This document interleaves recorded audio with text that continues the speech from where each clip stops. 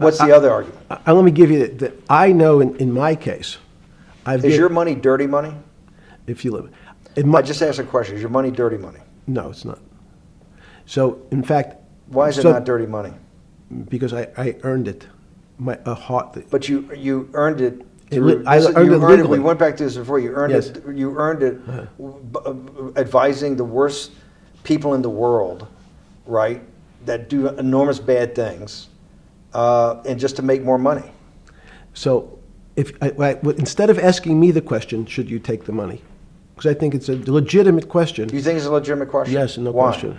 Because I think about, ethics is always a complicated subject, but I can tell you that with the money I gave to help try to eradicate polio in Pakistan and India, instead of asking me whether that money should be given to these children for vaccines, I think you might want to ask their mothers.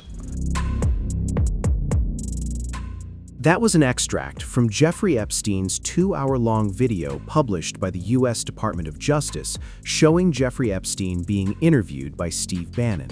Epstein talking about his money, something that he seemed to have a lot of.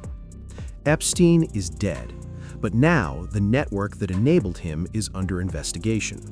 Nearly 7 years after his death in a Manhattan jail cell, the spotlight is shifting, not just to politicians or socialites, but to a billionaire businessman, an 88-year-old retail titan, the former chairman of Victoria's Secret, a man many believe helped build Epstein's fortune, Les Wexner. He is now appearing before the House Oversight Committee in Ohio as lawmakers dig deeper into how Epstein built his wealth and his power. Because if you want to understand Epstein's rise, you have to follow the money. And for years, that money appears to have been tied to one man. Wexner has denied any knowledge of Epstein's crimes and has never been charged with a crime. But Wexner's relationship with Epstein has attracted new coverage after the release of a 2019 FBI document that listed Wexner as a co-conspirator in the Epstein investigation. During last week's House Judiciary Committee hearing, Attorney General Pam Bondi said that Wexner's name appears thousands of times in the Epstein files. The next document I want to show you, that was in the title, the victims' survivors' names, all right? The title of this one is Child Sex Trafficking, Co-Conspirators, fully redacted. And by the way, I'm going to unredact them here. Les Wexner is in this.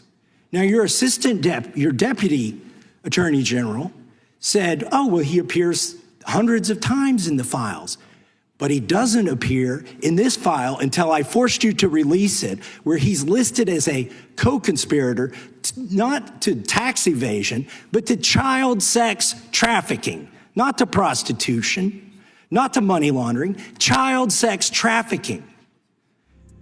In one of the newly disclosed files, Epstein wrote personal notes referencing Wexner, stating that he never ever did anything without informing Les, and that he would never give him up. Another document, believed to be a draft letter addressed to Wexner, claimed the two had been involved in gang stuff for more than 15 years and were mutually indebted to one another. Les Wexner wasn't just wealthy, he was a retail empire builder. Founder of Lib Brands, the parent company behind Victoria's Secret, Bath & Body Works, and Pink. According to the DOJ files dump, in 1987, Wexner became a major client of then little-known financial manager Jeffrey Epstein. Then came the extraordinary step. In 1991, Wexner granted Epstein power of attorney. So now Epstein could sign checks, borrow money, make financial decisions on Wexner's behalf. A former bodyguard who worked for Wexner in the early 1990s told the FBI that Epstein got all of his money from Wexner. The same bodyguard also said Wexner sold his huge Manhattan townhouse to Epstein for just $20.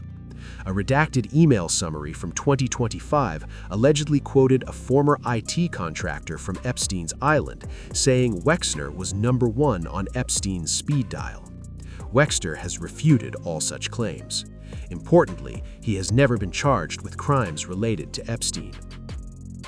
According to Wexner, the relationship ended in 2007 when the first federal investigation into Epstein began in Florida.